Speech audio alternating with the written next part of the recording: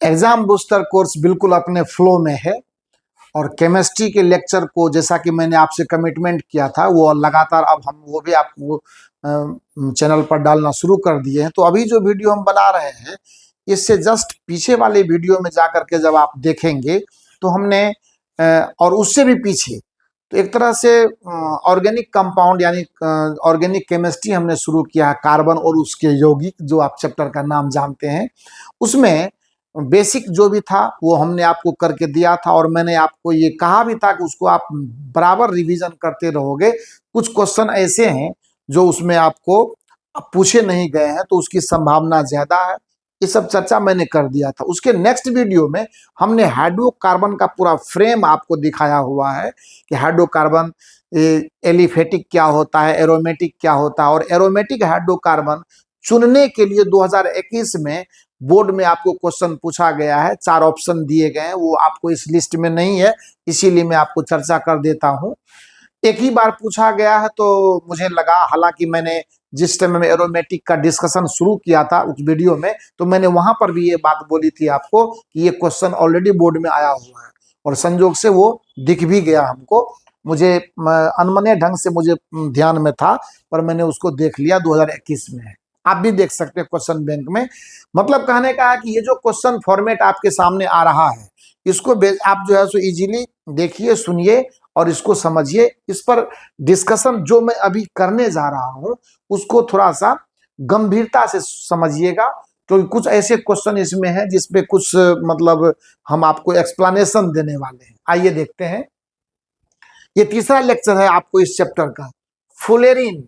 ये कार्बन 60 का चेन होता है, यह अपरूप है। देखिए 2016 में पूछा गया है, थोड़ा सा पुराना है, 7-8 साल इसको हो गया, लेकिन उससे आपको दिक्कत नहीं होना चाहिए। ये क्वेश्चन एक इम्पोर्टेंट क्वेश्चन में से है क्योंकि फ्लोरीन जो है वो एक मतलब बिल्कुल क्रूशियल अपरूप है कार्बन का, जिसकी चर्चा बहुत कम होती है पर जानकारी होना चाहिए।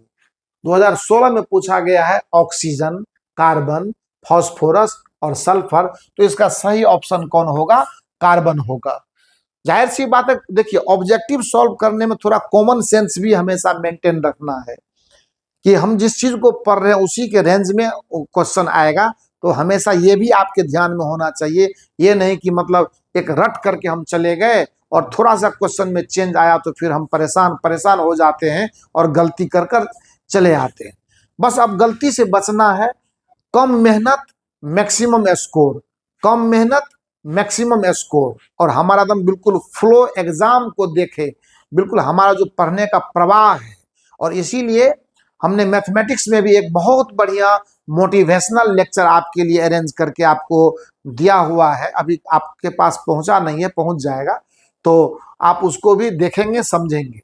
नेक्स्ट क्वेश्चन है दूसरे नंबर पर कि नाइट्रोजन अणु में कितने सहसंयोजक बंधन होते हैं। अब देखिए नाइट्रोजन की अगर आप बात करें तो नाइट्रोजन के 72 कक्षा में आपको 5 जो है ना इलेक्ट्रॉन पाए जाते हैं। जैसे आपको मैं बता रहा हूं अमोनिया, अमोनिया अगर आप बोलते हैं तो NH3 की अगर आप चर्चा करते हैं, ये देखिए जगह थोड़ा सा मैंने रखा है बचा करके इन्हीं डिस्कशंस के लिए। तो ये जो अमोनिया है इसको कैसे बोलते हैं? NH3 बोलते हैं। इसका मतलब 2 इसका जो इलेक्ट्रॉन है वो बॉन्ड में भाग नहीं लेता। एक H यहाँ बैठता है, एक H यहाँ बैठता है और एक H यहाँ बैठता है। कुल मिलाकर के ये अमोनिया है।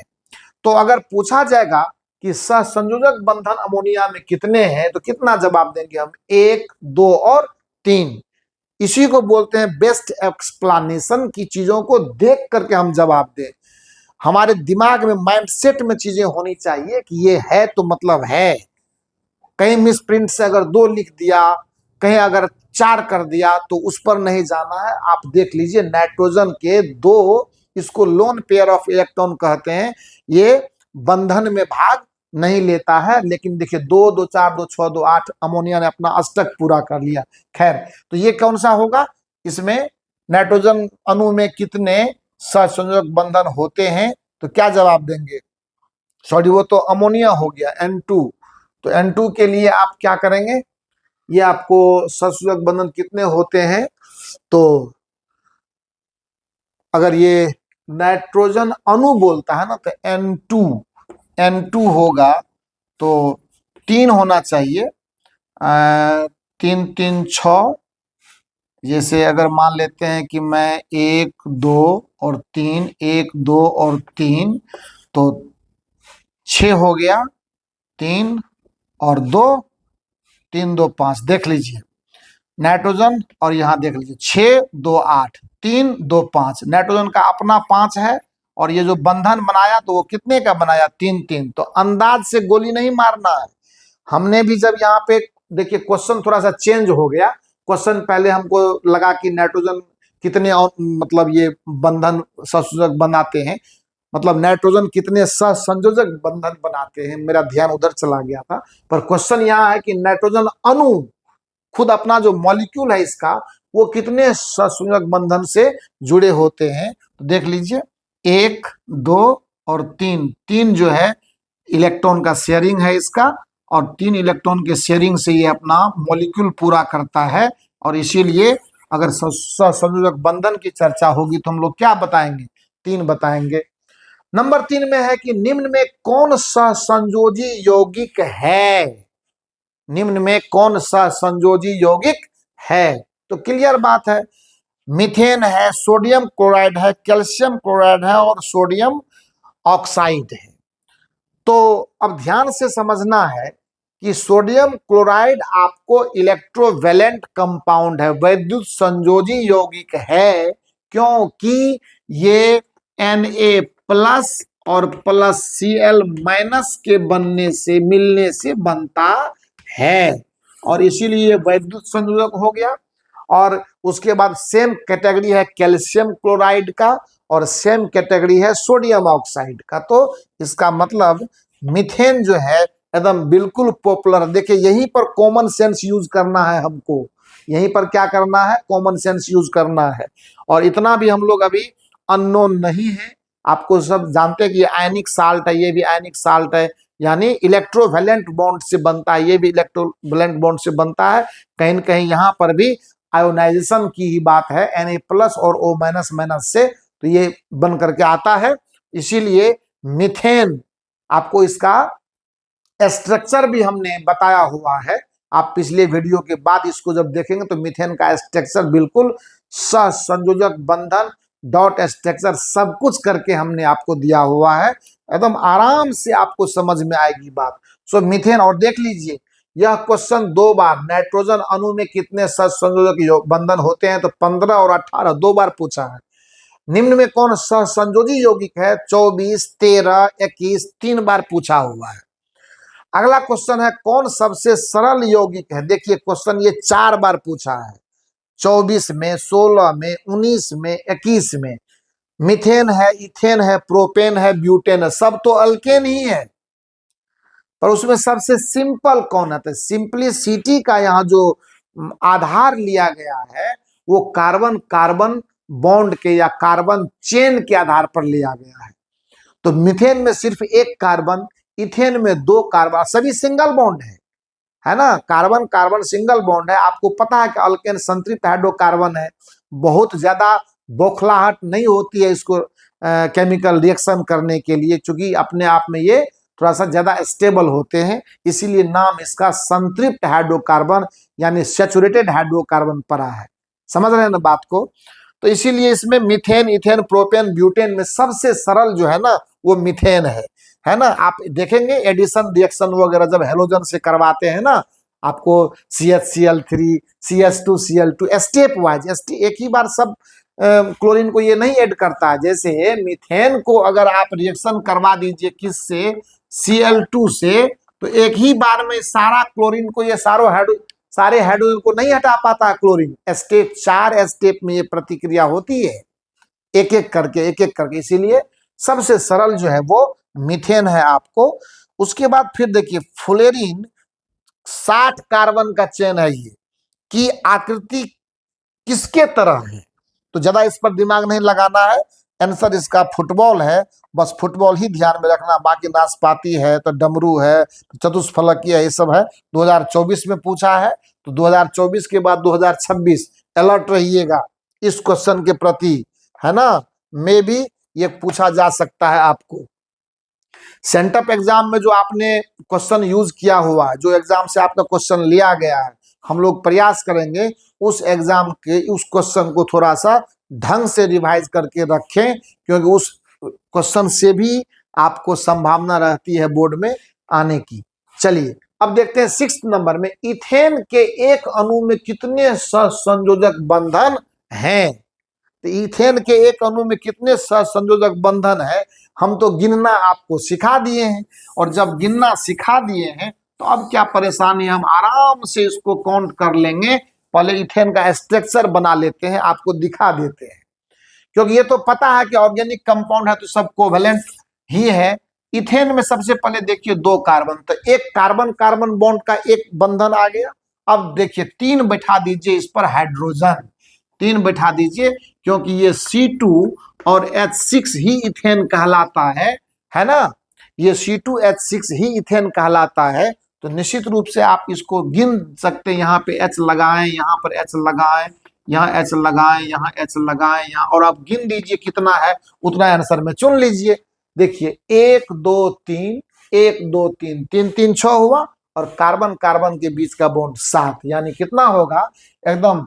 यही है तरीका, जब कभी भी कंफ्यूजन लगने लगे तो बेसिक से चले जाइए, और बेसिक से, और इसका ध्यान हमेशा रखिए, क्योंकि हाइड्रोकार्बन में 2 ब्रांच है एलिफेटिक में, यानी खुली श्रृंखला में, एक संतृप्त हाइड्रोकार्बन का और दूसरा असंतृप्त हाइड्रोकार्बन का। संतृप्त हाइड्रोकार्बन में कार्बन कार्बन के बीच सिंगल बॉन्ड होता है ना, एक सहसंयोजक बंधन मात्र होता है। लेकिन जैसे ही आप असंतृप्त में जाएंगे फिर उसका 2 ब्रांच है, एक है आपको मान ये एल्कीन, और दूसरा है एल्काइन। एल्कीन डबल बॉन्ड में होगा और एल्काइन ट्रिपल बॉन्ड में होगा। 3 वहां पे एल्काइन में 3 सहसंयोजक बंधन बनेंगे और इसमें 2 बनेंगे, उसमें 3 कोवेलेंट बॉन्ड, इसमें 2 कोवेलेंट बॉन्ड, और अल्केन में सिंगल कोवेलेंट बॉन्ड। ये ध्यान रखना है, क्योंकि बार बार जो है आपको कंफ्यूजन हो सकता है। अगर आप स्मार्ट बच्चे हैं तब तो ये तो समझ लीजिए एक तरह से हम लोगों के एजुकेशन का अब लास्ट फेज चल रहा है, कि हम लोग अब बोर्ड एग्जाम देने जा रहे हैं, तो हमने कितनी तैयारी कर रखी है। हम क्या कर रहे हैं, आपको हम ये थोड़े कर रहे हैं कि आपको कुछ नहीं आता है, हम ये कुछ भी नहीं कह रहे हैं। मैंने आपको ये बोला हुआ है कि आप रिवीजन करो, चीजों को याद करो, और याद करने का तरीका जो हमारे प्लेटफॉर्म पर है, मैंने आपको कहा है कि जितना देखते हो उससे ज्यादा सुनने की कोशिश करो, क्योंकि मैं इस हद तक जाकर के आपको कोऑपरेट कर रहा हूं कि आप सुनेंगे भी तो मैक्सिमम आपको चीजें याद हो जाएंगी। यही फर्क है, बहुत इजी है, बहुत इजी फॉर्मेट में आकर के मैं आपको ये काम करके दे रहा हूं। नेक्स्ट वन 7 नंबर में कहता है कार्बन हाइड्रोजन से संयोग कर बनाता। अब आप सोच करके देखिए,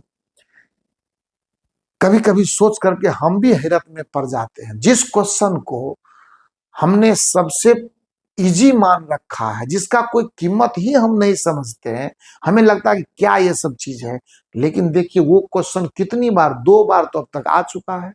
मतलब मैं रिसेंट की बात कर रहा हूं, पीछे क्वेश्चन बैंक में आप अगर लॉन्ग टाइम एगो जाएंगे तो बहुतों बार चर्चा हो सकती है, पर इधर रिसेंट 5-10 साल की बात देखिए, 16 और 23, 2 बार तो कम से कम बोर्ड एग्जाम ने इसको मतलब कंसीडर कर लिया है।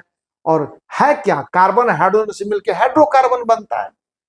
जब हम इसको शुरू किए तो सबसे पहले ही हमने हाइड्रोजन प्लस कार्बन हाइड्रोकार्बन कहा था। कोई सोचा भी नहीं होगा, हम भी खुद नहीं सोचे कि ये भी क्वेश्चन बोर्ड में आ सकता। और तो और आगे एक और क्वेश्चन आपको दिखाएंगे जिसको देख करके आप खुद भी जो है आश्चर्य। लेकिन याद रखिए एग्जाम है, वो चाहे एक तिनके का टुकड़ा फेंक करके आपका एग्जाम ले या बहुत बड़े पहाड़ से एग्जाम ले, सबके लिए है, और आपको धैर्य के साथ उसको फेस करना है और सही जवाब लिखकर आना है। और मेरी दुआ है कि आप करेंगे, पक्का करेंगे। देखा जाए तो कार्बन हाइड्रोजन से संयोग कर बनाता है एक आयनिक यौगिक, उसकी चर्चा नहीं। हाइड्रोकार्बन है ना, कार्बन जब हाइड्रोजन से मिलेगा तो आयनिक यौगिक बनाने की संभावना नहीं है, क्योंकि कार्बन जब ऑलरेडी कोवेलेंट बॉन्ड बनाता है, शेयरिंग ऑफ इलेक्ट्रॉन से वो बनता है, तो वहां पे आयन फॉर्मेशन की कोई संभावना नहीं है।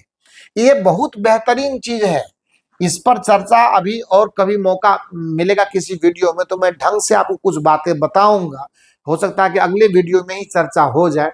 तो हेलोजन नहीं होगा, अम्लराज नहीं। अम्लराज क्या है? वो दो एसिड का मिक्सचर है, परसेंटेज के हिसाब से, रेशियो के हिसाब से। तो वो कहां से होगा? नहीं होने वाला है।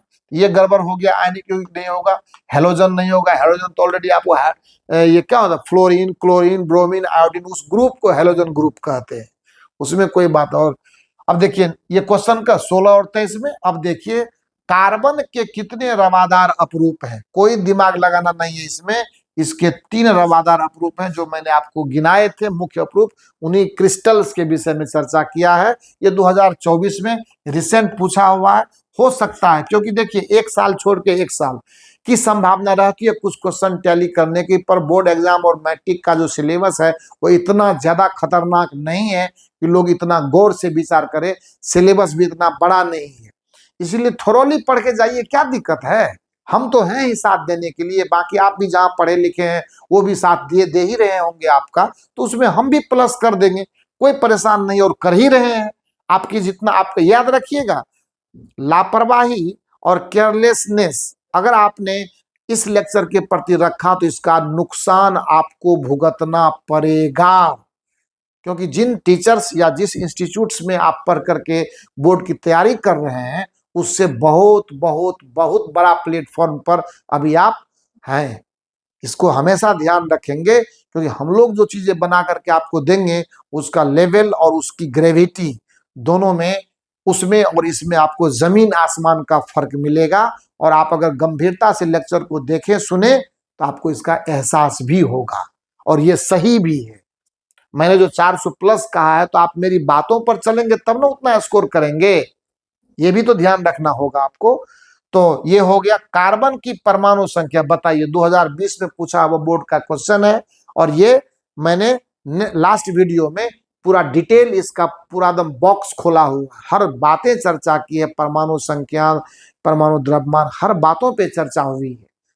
अब क्या बताएं, एक एक तिनके तिनके भर की बात मैंने इतना फास्ट कोर्स होने के बाद भी बेसिक डिस्कशन में ढंग से कर देता हूं, और उसके बाद उसी पैटर्न पे ये क्वेश्चन लाता हूं, ताकि आपको वहां और यहां बिल्कुल एकदम क्या बोलते हैं, सेटिंग सही मिले कि नहीं, बिल्कुल सही डायरेक्शन में हम लोग जा रहे हैं। याद रखिएगा, किसी भी कोर्स के लिए कोई भी यूट्यूबर या कोई भी टीचर अगर कोई चैनल आपको बनाकर दे रहा है, तो हर किसी कोर्स का एक अपना एग्जाम होता है। अगर मैं 10th के लिए बना रहा हूं तो 10th का बोर्ड एग्जाम का क्वेश्चन बैंक है। अगर कोई आईआईटी के लिए बना रहा है तो आईआईटी का क्वेश्चन बैंक होता है। अगर कोई नीट के लिए बना रहा है उसका क्वेश्चन बैंक है। अगर सिलेबस जिस तरह से डिलीवर किया जा रहा होता है, उस सिलेबस के आधार पर अगर उसके क्वेश्चन बैंक का क्वेश्चन बनता है, इसका मतलब आपका डायरेक्शन और जो चैनल का काम काज करने का तरीका वो बिल्कुल सही दिशा में है। और अगर ऐसा नहीं है, इसका मतलब वो फेक है, और वो कभी भी आपको सही स्कोर तक नहीं पहुंचा सकता, सक्सेस नहीं दिला सकता। इसीलिए मैं ओपन हूं इस मामले में।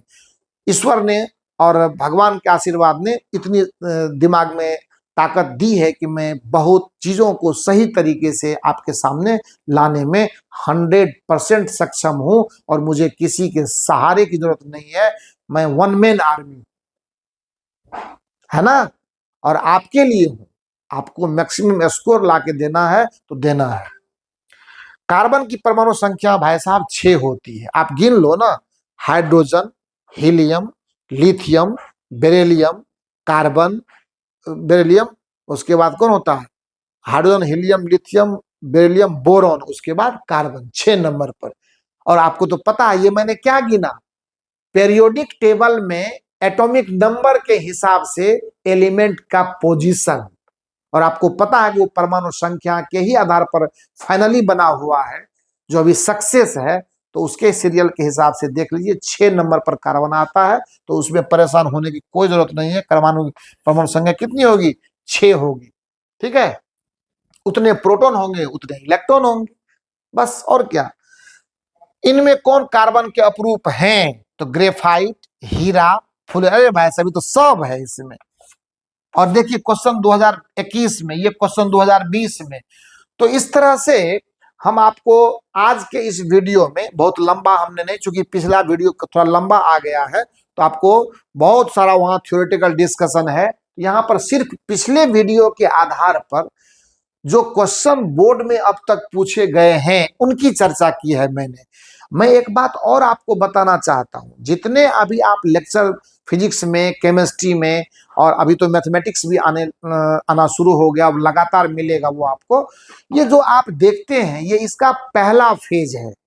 मैथमेटिक्स तो मोटा मोटी फाइनल ही होता हुआ चलेगा, पर इसके जो है ना, इसके एक स्टेप और आने वाले हैं जो आपको लगभग जनवरी में आएंगे। क्योंकि इधर जब ये खत्म होगा तो फिर शॉर्ट आंसर पर थोड़ा हम आपको हिंट करेंगे, फिर आपको लॉन्ग आंसर पर हिंट करेंगे, ताकि उसका जवाब कैसे लिखें ये भी तरीका बताना जरूरी है। क्योंकि हर तरह से जब आप टाइट होकर के जाएंगे तभी एक बेहतर मार्किंग आपके लिए, है ना, की जाएगी और आप अच्छे स्कोर प्राप्त भी करेंगे और मेरा जो कमिटमेंट है वो भी पूरा होगा। याद रखिएगा, ये कर्ज है। अगर 400 प्लस मार्क आप लाते हैं तो जरूर बधाई हम भी आपको देंगे, और आप भी जरूर हमें याद रखना कि सर ने जो कहा वो हुआ। समझ गए? तो चैनल को सब्सक्राइब कीजिए, अपने दोस्तों में शेयर कीजिए। दोस्तों में शेयर करने से आपको फायदा होगा, बहुत बड़ा फायदा होगा। ये कभी भूलिएगा नहीं। अगर दोस्त तैयार रहेगा एग्जाम हॉल में, वो कोऑपरेट करेगा आपको, आप भी उसको कोऑपरेट कर पाएंगे। क्योंकि एग्जाम तो टाइट होगा, वहां तो कोई आपको साइड वाइज हेल्प मिलने से रहा। इसीलिए खुद पर भरोसा, और यही चैनल आपको जितना सुनेंगे वो मेहनत करवाएगा आपसे और आपको एक अचीवमेंट तक पहुंचाएगा। Thank you so much.